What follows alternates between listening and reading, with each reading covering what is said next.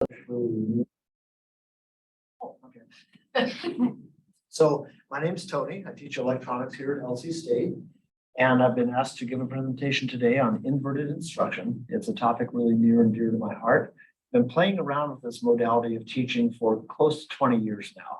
I can't say that all the 20 years has been successful. And so really the subtitle of today's presentation is Inverted Instruction, the Good, the Bad, and the Ugly. I wanted to share what I like about it, the caveats I found with it, and there are many caveats. And nothing's a silver bullet, but it certainly is a useful tool. And I would certainly encourage anyone who wants to experiment with inverted instruction to do so. It's just good to know what you're getting yourself into. Okay, so to start with, I noticed, or I remember mentioning that we had this document here posted to the CTL website. So have you had a chance to look at the document yet? Haven't pulled that. Okay, cool. All right. And Alicia, have you had a chance to look at this document yet before the meeting? I was able to briefly look through it just before we started. Okay, cool. That's fine. Yeah, actually, the past couple of presentations I've done on this topic, the people hosting the presentation, something went wrong and no one was able to access the document before it started. So it ended up being kind of a lecture anyway. But, oh, well, the idea was that students, when they're in an inverted classroom, will encounter the new material for the first time on their own outside of class. And then when they come into class, the goal there is to discuss what they learned, discuss what didn't make sense, and to work through problems with the instructor.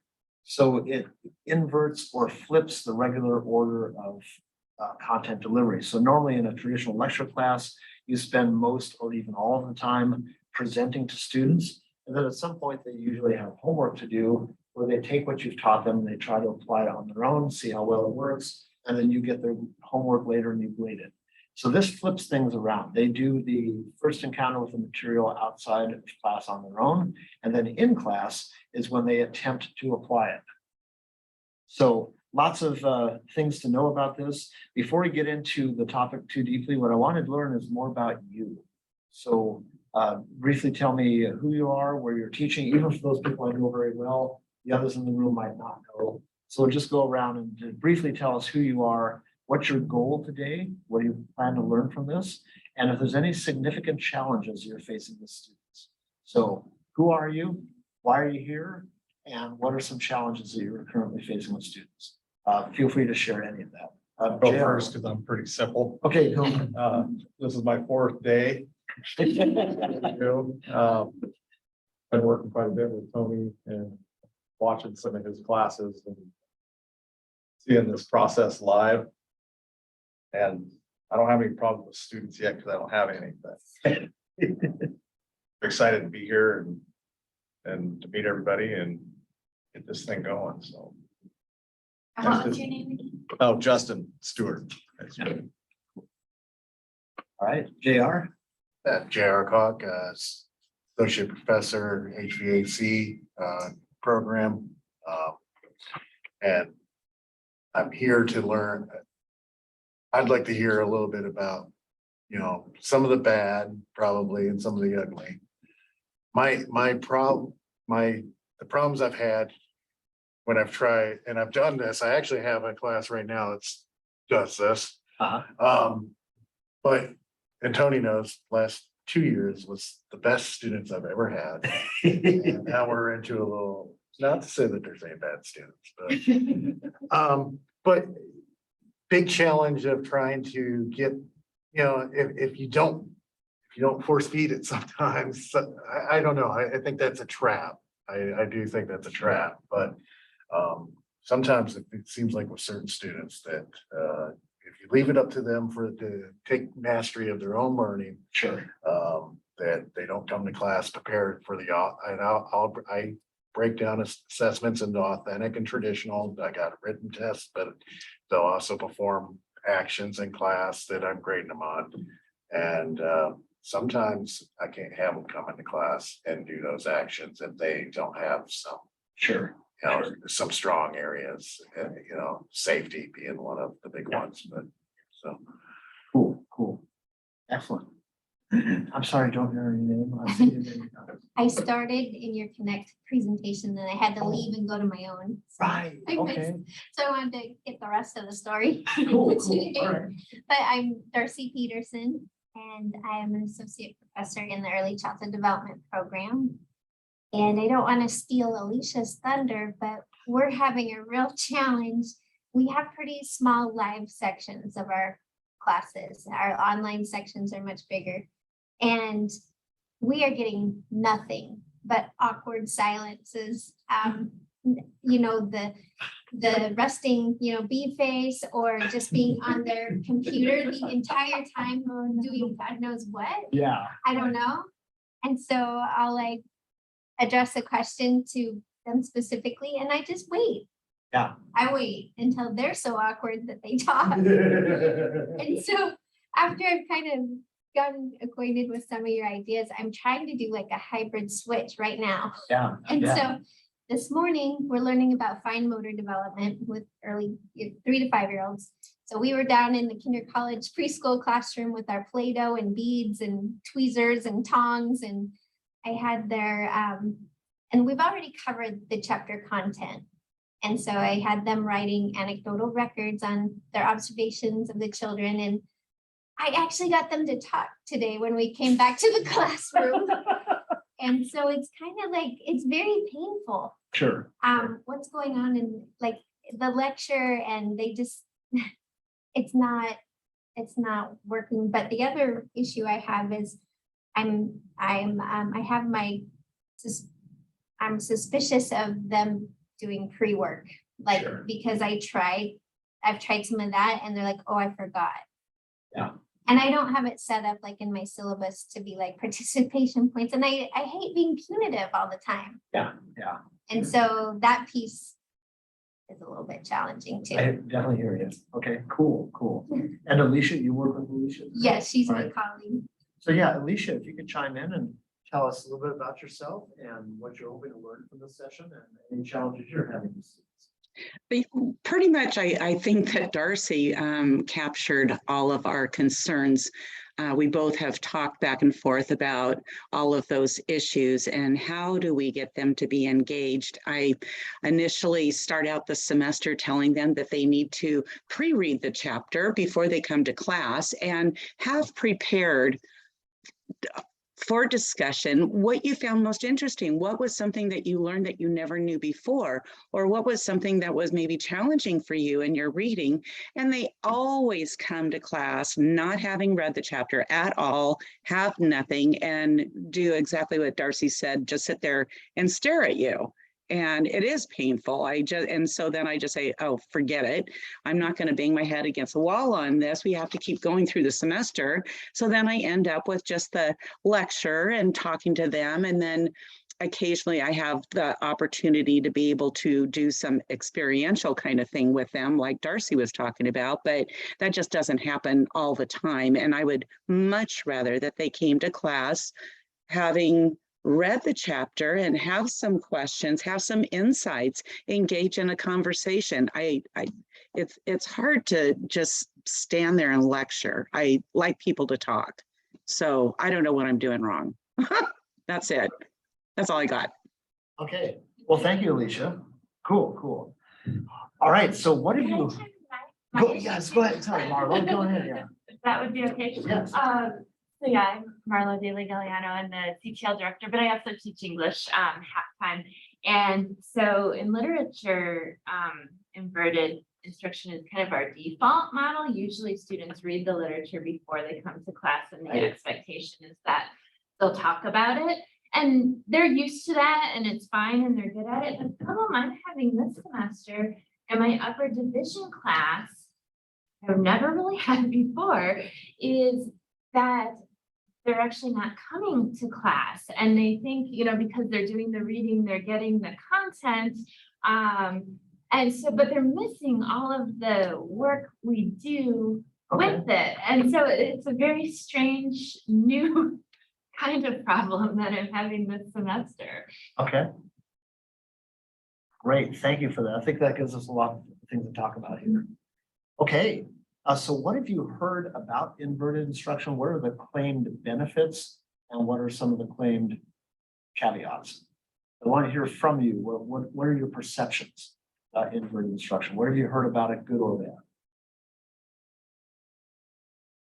Well, if they do the work that, which seems to be the issue of everybody here, if they do the work and they come in the class, then there's a good segue into, I like to just discuss stuff at that point, before we go into the lab and try to, clear up anything that's going on.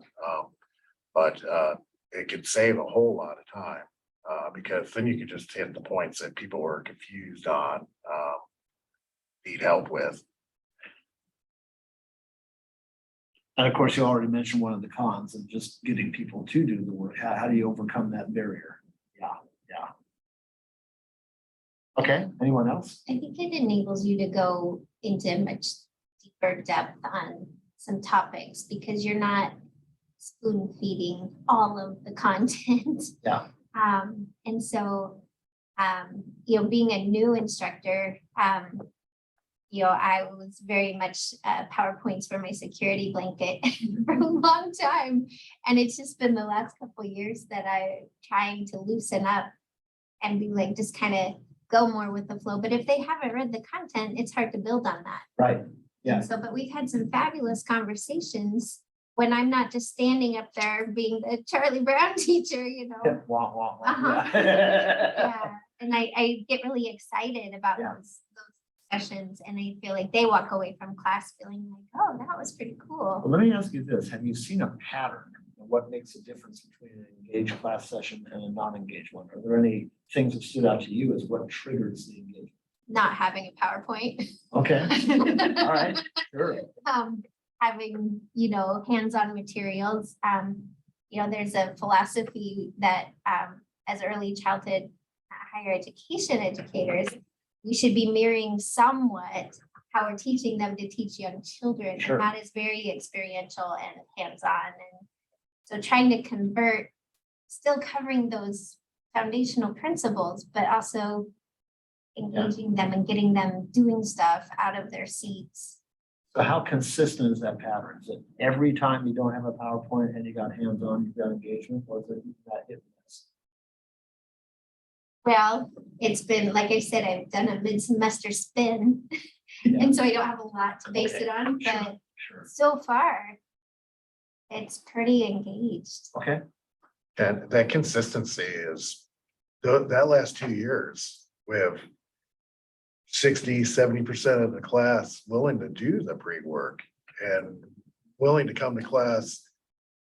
Even those that didn't do the work could catch up really quick because it raised the whole class up a Yeah. step. So even those that didn't do the pre-work would quickly, whether it was peer pressure and shame or whatever it was, would quickly get up to speed. But then when I've gotten into this, less than 40% will actually do their work. sure. Because I'm not gonna say that no one will do the pre-work, Yeah. but when it drops down to where less than half the class will, and there's other players that are in the classroom who really don't care, Yeah. that has made it so I haven't been able to get it consistent. So I think that might be a really baseline problem that I'm having. Sure. With this is that I could do it. I've tried it. Maybe need more practice, Sure. but that inconsistency based on The composition of the the class. composition of the Right. class has been the problem. Okay. And Alicia, have you seen similar patterns with Darcy saying? Yeah, we're pretty similar. Kind of the same thing. Yeah, I think my biggest fear is just that they won't do the pre-work, and then what am I going to do with them? I'm already thinking about next week what I'm going to do differently. Okay, and Marlo, you mentioned just recently, having Yeah. students not showing up. Have you Yeah. seen that before in the past at all, or is it just purely a new phenomenon? I really haven't had that issue too much in the past, and it may be that in this upper division class, I don't have any of that. I have like these informal writing assignments that function kind of like a quiz in my lower level class that I haven't needed in the upper division classes in the past, but I wonder if they're not coming because they don't, they're like, oh, I'm not gonna do my little 1 point informal writing. I wonder about the effect of the pandemic. Could it be a Mhm. post-pandemic phenomenon where it's like, Yeah. I was on Zoom the entire 2 years, never had to show up, I think it is that, because these Yeah. are students I've been working with, Yeah. for quite a few years. Oh, so these are Yeah. okay, so you've had them before. Yeah. All right, not a new batch. but Interesting, okay, Yeah, a little okay, bit- Little bit weird. yeah. Do you feel that if you were to pop the question to any of them about their attendance, you get an honest answer? Yeah, I mean, they do all have things going on, as our students do, difficult lives, family situations, and I get that. And the ones who are coming are well prepared and doing a good job, but I've had classes this week with only 3 people. Sure, And so, yeah, interesting, okay, yeah. okay. So, yeah, what I want to do is, since not everyone had a chance to really go through the document in detail, I want to breeze through a bit of what I have in it. And we'll just have a question and answer session. If at any point you want to interject, please just shout out, stop me. We want this to be a dialogue. So, yeah, we talked about what inverted is, hard-won lessons. I've been playing around with this for about 20 years, and I'll give you a brief history here. What happened is I was teaching in my 3rd or 4th year of teaching and not really satisfied with the retention of knowledge I saw in my students. It seemed like a month or 2 after we talked about a topic, I'd bring something up or something would arise in lab, and I'd talk with students and it's like they never heard of it before. So we just talked about this, and that was not just a few select students. It seemed to be almost across the board. Things just weren't sticking. And I wasn't sure what I was doing wrong. I was a brand new instructor, only been on the job for a few years. And I talked to my fellow faculty members and they're saying things like, well, you just have to do a lot of repetition, just have to keep working with them. And some people don't get it. Well, some people aren't just cut out for this. That's it.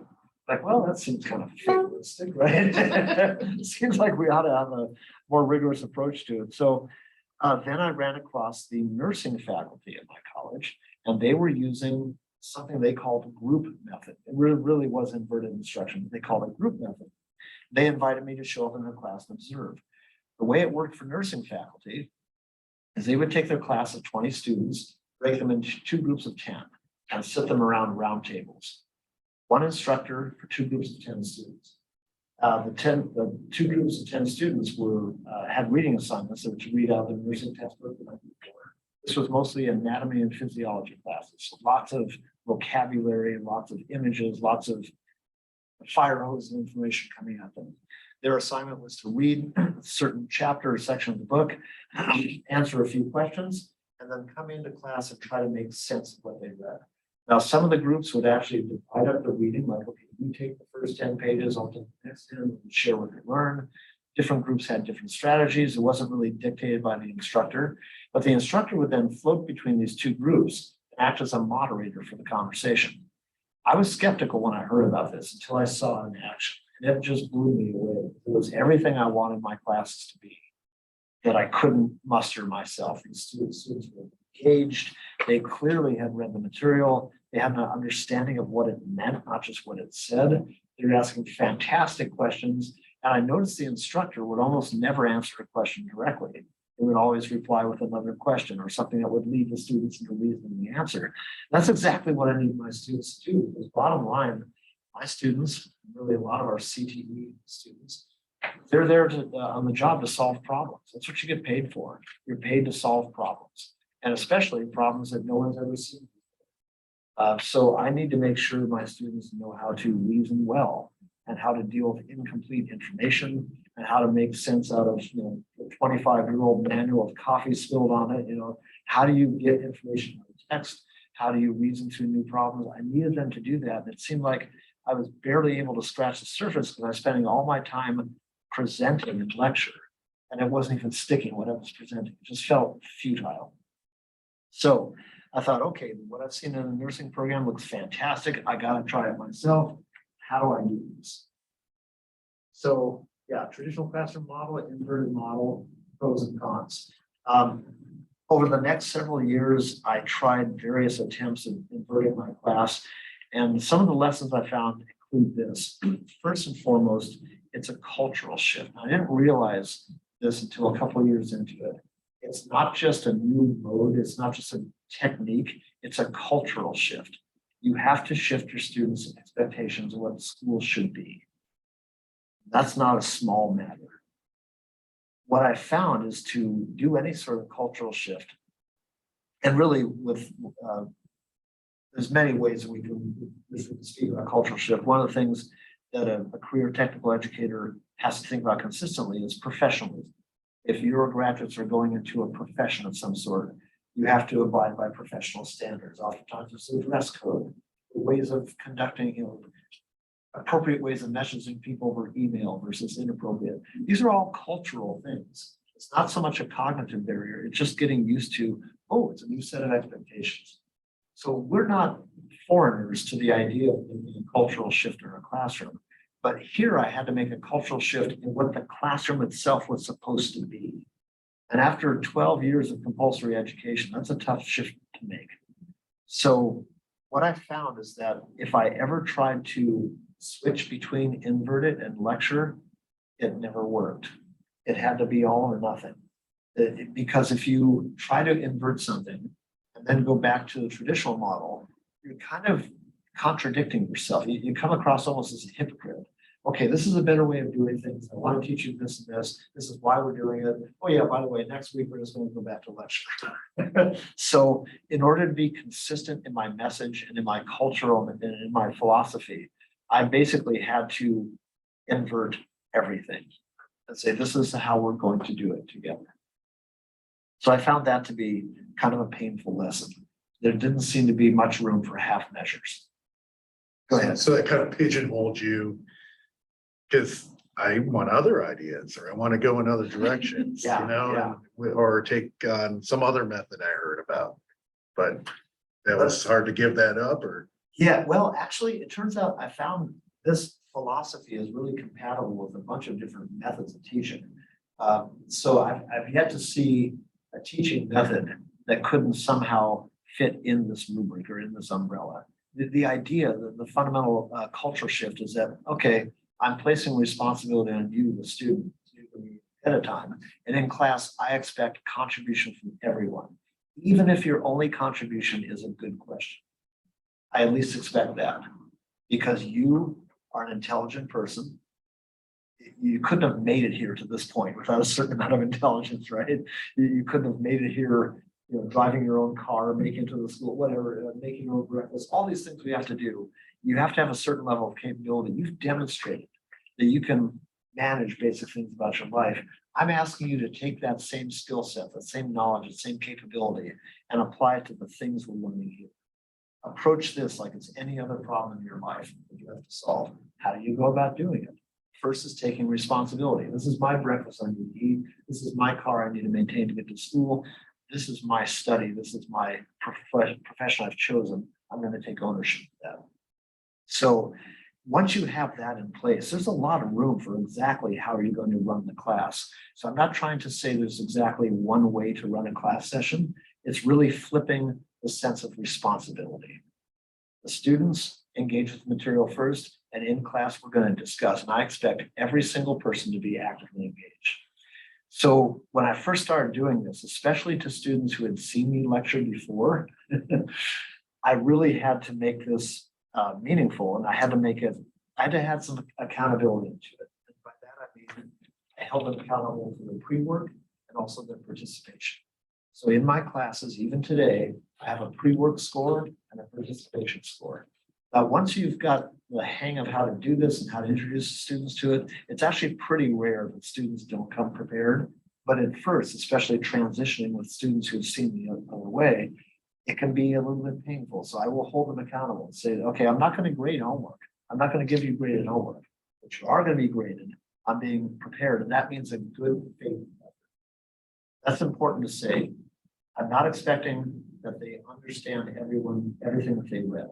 I am expecting they gave a good faith effort. So that means at minimum, they can show me a written outline of what they read, just notes on what they've read, and an attempt to answer every question I gave them. Even if it's like, okay, all I can do is sketch a picture here, underline a few words, I'm lost, that's fine. I just want to see honest effort. If I see a blank page, points come off. Then I also have a point system for participation. And again, this is good faith effort. I'm not going to count a person down because they gave a long answer. They're going to make mistakes. That's understood. This is their first time looking at a new topic, but I expect them to engage and give them honest answers, even if they're not right. They need to be honest. And something else we do here, this is another really important thing I didn't realize until a couple of years into it. There's a real need to destigmatize mistakes. I don't know what it is about our educational system, but students come with this idea that if they make a mistake, it's a bad thing. And there's somehow reflects badly on them. Maybe it's just years of having points taken off for various things. But people, so many students come into my class are just afraid to be wrong. And we all know that we're going to be wrong. We're going to make mistakes on the job. We're going to make mistakes every single day. It's not the being wrong that's a bad thing. It's how you handle that. What do you do next? If you found that you make a mistake, do you own up to it? Do you make an honest effort to correct the mistake? Or do you just pretend it didn't happen? So again, back to professionalism culture, I want to make sure that we destigmatize error so that it doesn't become a barrier. And so when I talk about the pros and the good and bad, this, we've all heard about the good, the bad, and ugly. Inverted classroom lays bare all manner of self-defeating habits, attitudes, and circumstances, which comprise a lion's share of obstacles to students. So expect to see students who not mastered fundamental concepts in previous courses, students who sincerely believe they cannot learn certain things or in certain ways, students who have low expectations for formal education, and students who are fearful of being wrong. This will be exposed in your inverted classroom. If you are asking questions of students, you're going to see this exposed, and that means students are vulnerable. It's imperative, if you're running a class like this, that you be gracious and gentle with your students, especially when they're first starting off.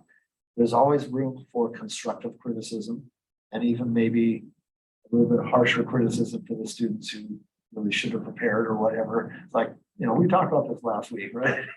But in general, if a student is actually trying, you never want to make them feel less because they don't have the right answer or they haven't answered too quickly. So you talk about awkward silences. There's a lot of that. So in my classroom, there will be many times where I'll pose a question and you just hear crickets. And that's okay.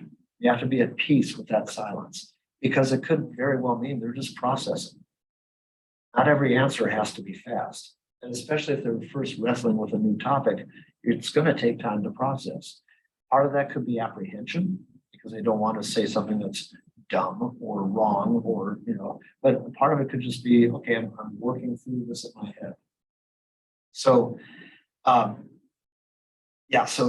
having this exposed, all kinds of vulnerabilities exposed means that you have to really have a gentle touch when you're running a classroom like this. And that, especially for me, that took me a while to learn. And it's a skill set I kind of had to build up slowly over time. But that's definitely something to be aware of. You will have students feel very self-conscious, and you need to make sure they feel comfortable and not belittled when they feel less than. So we're about halfway through. Let's talk a little bit about the factors of the good. Here's some of the benefits I found. When you're not lecturing anymore, you have no more one-size-fits-all presentations. No more waiting until graded homework and exams to find out who didn't learn the material. This is tremendously beneficial. When I'm talking with a group of students and discussing with them, I can tell right away if the person's having mistakes, and I can usually tell exactly what they're having mistakes with. And if it's a lot of students are in the same class or having the same difficulties, we can switch the discussion and talk to everyone. If only one person is having a specific difficulty, I might just make a note to myself, or if it's appropriate, talk to the student in the moment and say, okay, let's work on this together. And maybe during office hours or whatever, that student can get the differentiated instruction they need. but you get to see exactly where people are struggling, and that allows you to meet them where they are. In a lecture format, I can never tell that. You can look at your audience and look for head nods and stuff like that. But at best, all that tells you is they think they know what you're talking about. It doesn't necessarily mean it's actually sunk in. It's not until you see a person try to do something, you know they actually have it. So you talk about authentic assessment. It really gets down to that. Show me. Don't just tell me, show me. And if I can see you work through a problem and attack, apply the knowledge and the principles we've been learning so far, that gives me a much better sense of your understanding of it than just a head nod. No more spoon feeding. And this is not just disheartening for the instructor, which of course it is, but it also reinforces the dependency. It teaches students implicitly that the only way they can learn is by sitting at the feet of a master. And that's not realistic for most professions. Everyone who's worked a profession in their life realizes that what you learned in school to prepare you for the job is only this much of what you need to know. The rest of it gets learned on the job over years. The learning never stops. So to have the attitude that I can only learn if someone directly teaches me is a real barrier to the professional progress. No more lost information due to lapses in student attention. This deserves some comment. My students who are diagnosed with ADHD, they thrive under an in-group format. They struggle under lecture. Because with lecture, you have to keep your focused attention, on whatever presentation is being given. And if your attention is distracted by noise or someone having a conversation or someone looking at something funny on the internet, that's just, it derails you. Being able to look at the material on your own time, at your own pace, is generally received very, very positively by people. And then when we're in the classroom discussing, because it is a two-way discussion, it's much easier to maintain focus. Also, as JR mentioned, when you do this, you have quite a bit less time necessary in class. So what I found as a general rule, I can cut my lecture time by 50% by switching to in-group. So if I normally spend 2 hours lecturing on a topic, I can cover that adequately in a 1 hour in-group session. So it makes much more efficient use of my in-class time. And for a CTE instructor, that's particularly important because that means I got more time for the lab. So the good. Differentiating instruction for students, seeing exactly where students need help, improving the student-teacher ratio effectively, shortening the feedback loop. Higher level thinking, mentioned this already. I believe Darcy, or maybe Alicia may have mentioned this, the fact that you can go into deeper questions and explore more than just the surface information. What you'll find when you do this on a routine basis, you will be surprised, pleasantly surprised by the types of questions some of your students ask. And it's really, I feel like cheering every time that I have a struggling student that asks something really profound or offers something like, wow, where did that come from? Which is really cool. And you start to see this on a regular basis when you get into this rhythm. So that makes it all. And then students taking greater responsibility and agency in their learning. This is something that takes a long time to develop. It's not like you input your classroom and then a week later, everyone's a self-directed learner. It's a slow process. Part of it, I think, is the apprehension factors. I've mentioned this before. Part of it may just be building the cognitive skills. There's a lot of reading involved with the inverted instruction. Just becoming a stronger reader is part of it too. So I found that being in a CTE program, I'm pretty fortunate. I usually get to spend at least a year with students. I can see a definite development over that year's worth of time. It's a slow process, but it's so worth it if you pull it off. So Tony, Yes. so if I'm understanding you correctly, there is a place for condensed lectures, like maybe on just certain parts of the. Yeah, so JR brought a good example, safety. So if I've got, or let's say there's a piece of equipment in my lab that it only exists in my lab and I have to demonstrate how to use this equipment, it's gonna be a demonstration and a lecture. Or something that's safety related, okay, everyone has to see this, we can't leave it up for, a chance what you've read or not read. Having said that, Bill, I actually cover a lot of safety standards in my classroom. In virtual format, they have to read the safety standards, they have to answer questions, and then by the end of the class, I make sure every one of them can demonstrate to me or at least articulate how that safety principle is. But there are some things, excuse me, if I need to quickly present information that they've had no chance to get beforehand, lecture's kind of the only way to do it. The other thing, because I dabble with this, of course, I haven't gone full out yet. But I dabble with it here and there. And then when we get into an area where maybe the book or the material that I have has not described something Yes. very well, then I can just bring it into the discussion. So I may not on that day just stand back and be quiet, like you were describing earlier with some of the discussions and just act as moderator. But then maybe you pose those more complex ideas into, a question to get more discussion going about, okay, well, I understand this was confusing the way we read it. And maybe that requires going out to the lab and actually doing it first, and then they get that hands-on idea. But yeah, this is a complex idea. The book didn't describe it very well. I haven't got around to building my own, Right. curriculum, or thing for it. But what do you think about this? What do you think about this idea? How could we improve, and maybe ask them how they would. Exactly. You also bring up another really good point there about the quality of the source material.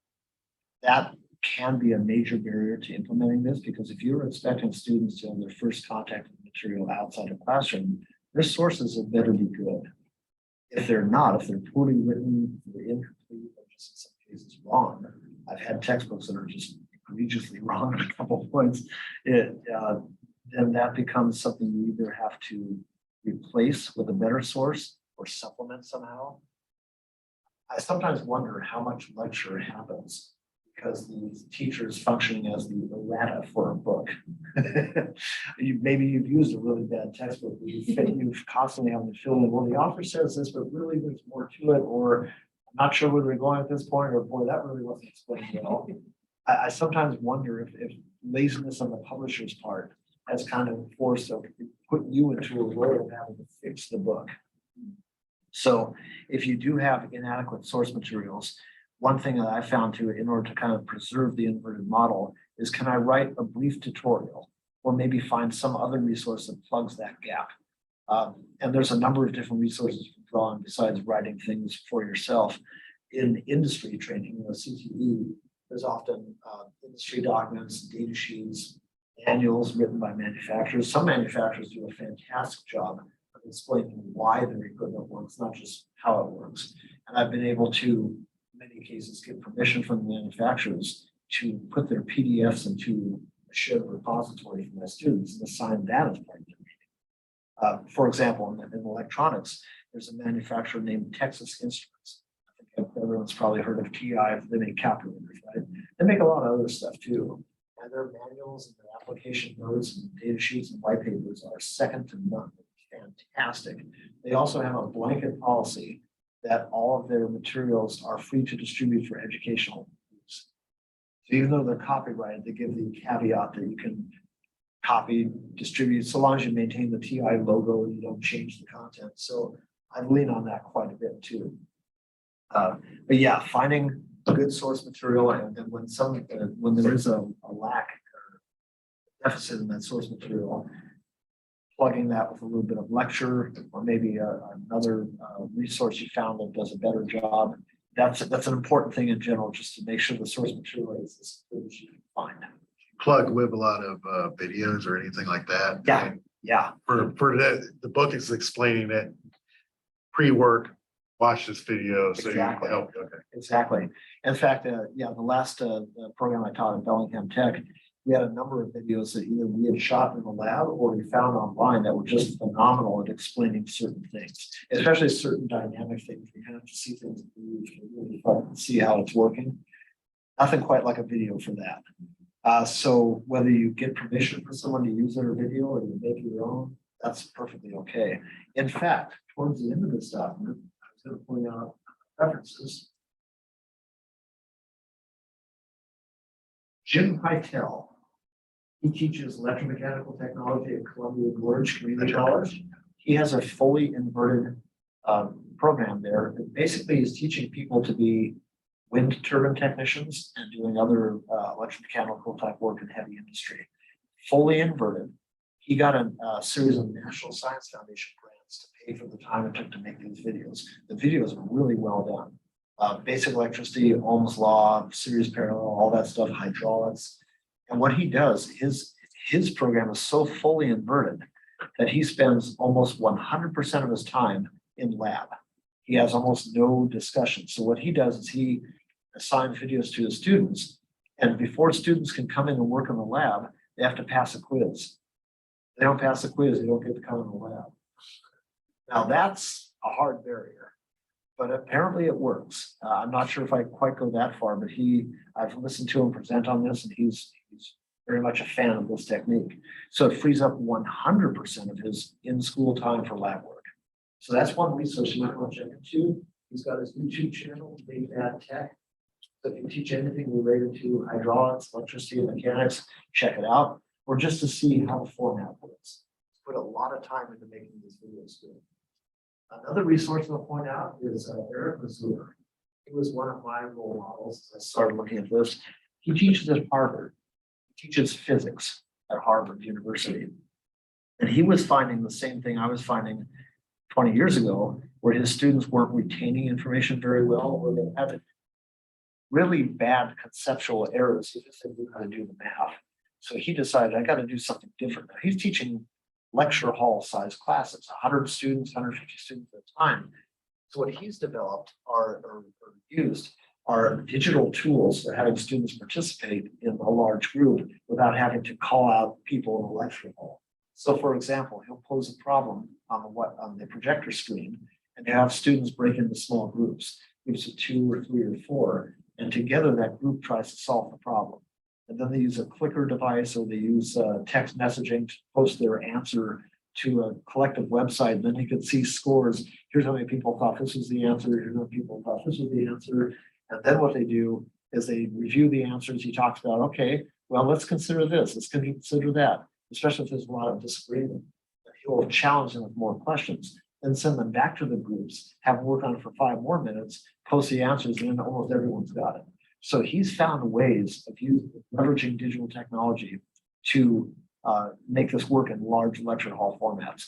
Something else he's done, which you might really appreciate, Marlo, is he's been, I don't know if he's co-authored this or co-coded this, but he's been involved with a development of software called Perusal, which is basically, it's kind of like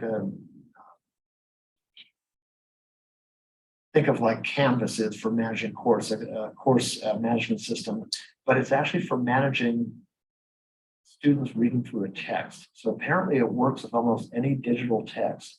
It will track what a student has read, give them a place for notes, and then allow them to share appropriate comments with their classmates and kind of dialogue about the book outside of class in preparation for the in-class discussion. It's free software for education. Doesn't require a license. I've seen a presentation on it. It looks really cool. Have not used it myself. So with that caveat, I'm pointing you in that direction. But Eric Mazur has been doing this longer than I have. I think it's been out there for about 30 years. And a fantastic resource. So if you want to see someone else who's done this. Let's see, time. We got about 14 minutes left. So are there any questions that come to mind so far? Chats, I don't know if those are questions. Oh, sorry. they're okay. That was Alicia. Okay. I think I'm going and coming back. Okay, cool. All right, wonderful. Thank you for noticing that. Yeah. Okay. So are there any other questions or comments so far? Have you seen this implemented online? Yes, I did this during the pandemic. And here's what I found. It works phenomenally well online.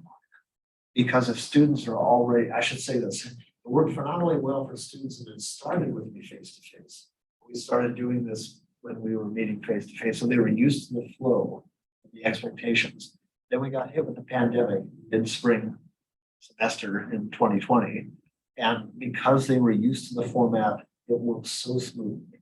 I was always wondering, how would this work online? I got to find out.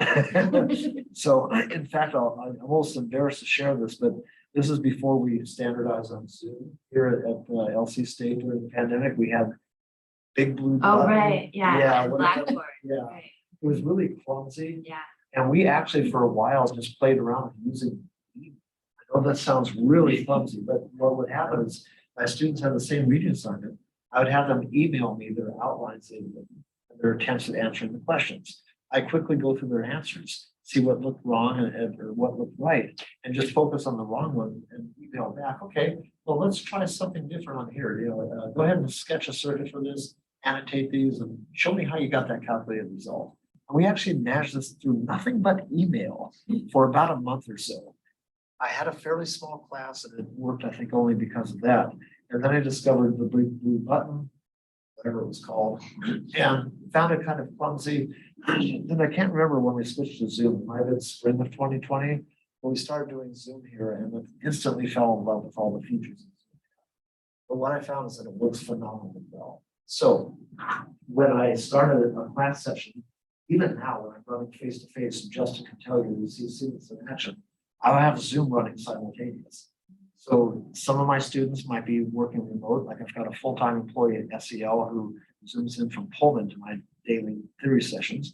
I have other students who, even though they're meeting with me face to face, they'll bring their laptops with them, log into Zoom, and then we get to use the shared whiteboard feature.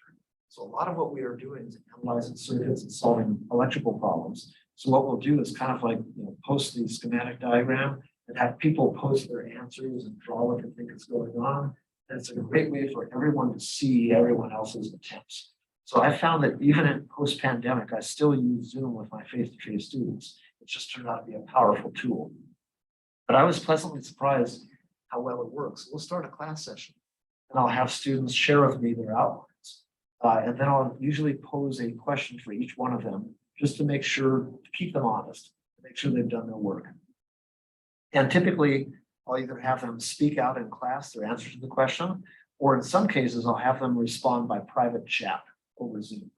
So if it's an answer I don't want to be shared, I want to keep it individual, I can see what each student has said to me and get a sense for who's getting a grasp of it and who not. Then what we do is we have a dialogue. I'll ask, okay, are there any questions about today's reading? So we have a dialogue about that. And then I try to loop everyone into that dialogue. So if someone's being really quiet, I'll ask them what they think or ask if they disagree with something. If there's students that disagree with an answer, I'll have them try and debate what's the proper response. And then we jump into the day's assigned questions. And again, I'm asking for a good faith effort for them to answer those assigned questions, which usually means maybe they got through half of them successfully. So we spend the rest of that class session showing, okay, let's exchange problem solving methods. So here's question number one. All right, Justin, how did you solve this? Where did you start?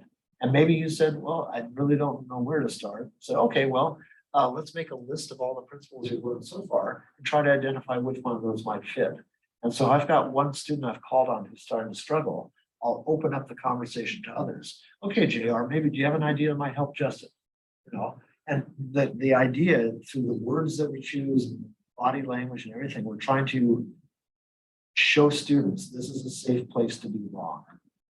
Just throw your answers up there, throw your ideas up there, see what sticks, and just play with it. These are ideas. Let's play with the ideas. And again, to destigmatize error. And by the end of it, though, I want to make sure you've got a good, solid understanding of how to solve the problem. So if Justin poses an incorrect solution and JR poses a correct one, I ask JR, okay, well, why is that correct? What principle is it based on? Okay, cool. And we get a sense of that. Maybe go back to Justin. Okay, what if we change this now? Let's apply the same principle that JR did and see if we can apply it here and bring them into the conversation and see if they can engage more fully and get the correct answers. Then that's basically how we do the entire rest of the class.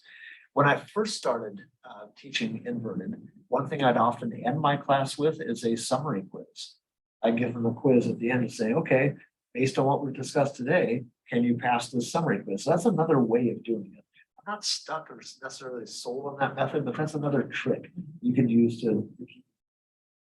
There's all kinds of ways you might be able to play this, but the general thrust is that you're flipping the responsibility of initial contact with material to the students, and you're making the classroom a safe place to exchange ideas, to make mistakes, and to explore why things work, not just how things work. When you're assessing engagement, how are you doing that in a fair way? Is there a matrix you're using, some type of rubric you're using to assess their engagement? That they answer a certain amount of questions, or that they're Yeah. all, okay. But what I do, it's actually pretty loose, it's pretty informal. I'm just looking for good faith effort. And usually what I'll do, in my very first week of teaching in a semester, I say, okay, no one loses points this week for anything. The first week is a freebie. And so if people aren't fully engaging, what I'll do is I'll just have a conversation with them later. Say, hey, you know, JR, I noticed today you really didn't say anything to the conversation. I want to hear your thoughts. I know you got valuable thoughts. And I'm gonna be after this week is over, I'll expect you to contribute or else points are gonna come off. So that gives the student a chance to tell me if there's some reason they're not speaking out, and we can work through it without any penalty. But then after that first week, it's like, okay, now I'm gonna start making sure you're contributing. That's one way to handle it. But it's pretty simple. Basically, it has every student contributed something positive to the conversation. That's it. Now, it's entirely possible for a student to contribute the bare minimum. But if they do so, it's also pretty universal. They're not going to score very well on the exams. It's going to hurt them later on. And when we have that conversation, it's like, okay, you got a pretty low score on the exam. Let's talk about your participation. Let's talk about what I've seen in your outlines. They seem pretty minimal. I guarantee you, if you put more energy into this, you're going to start scoring better in your exams and connect the value of investment. Connect the work to the reward. Exactly, yeah. But that first week, no penalty. So if you come in with unprepared, you come in not engaged, not going to take a single point off, but we're going to have a conversation. I score on job skills. Yeah. I got a matrix, and Cool. which takes me 10,000 years to grade every day. But there's 5 categories and 3 things under each category. Safe operation, respect for the people around you, cleaning up after yourself. I mean, just awful things. And that first week, that's a freebie. But but it takes me so long to grade. Yeah, So yeah. that was the. So I try to keep it So I'm simple. wondering, yeah, I don't- I'm trying to simplify it. Right, right. Cool. Well, we've got about 5 minutes. Thank you for all your questions and discussions. Let's bring it to a close. Any final parting shots? I was just wondering, like, once you have inverted your class, so obviously there's gonna be a big time commitment in getting the class set up that way. Oh, yeah. Does it get easier for you, having made that transition in the long run? Does it pay off in terms of your time? Yeah, yeah. Fantastic question. So yeah, the initial investment, especially finding or making all the pre-reading materials, oh man, that I wouldn't wish that on my worst enemy. That is just, it depends how good the textbooks are, what quality video you can find, things like that. And with the internet, with open source becoming more popular, that's becoming easier. But I can't tell you how many summers I spent making materials for my students, just because I had nothing else to lean on. Wouldn't wish that on my worst enemy. But so that gets easier once the material is done. The format itself, I would say my job as a teacher, my day-to-day interactions as a teacher immediately got easier when I started doing this, because as you mentioned, I think you, Darcy or Alicia, lecture can just feel really disheartening. You're just you're hoping people are getting it. It's just soul crushing, especially when you see, right? When you see like that. Right, exactly, right. Or on their cell phones, right? I got a freshman in high school, so I know. Yeah. exactly. I tell you that I remember like yesterday, the day they turned Wi-Fi on in my classroom when I was lecturing. Oh, man. It went from being partially engaged to everyone's playing games, everyone's looking at videos.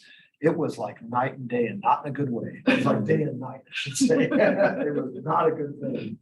But what I found is that the antidote to that is to make the class itself more engaging, and this makes it more engaging. First, they don't have a choice, they're being graded on engagement.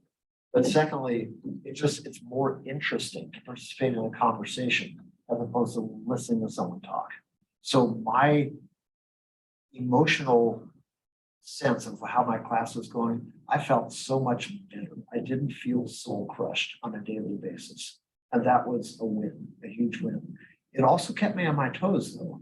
I got questions that I didn't expect. Right. And here's something else that I found was interesting.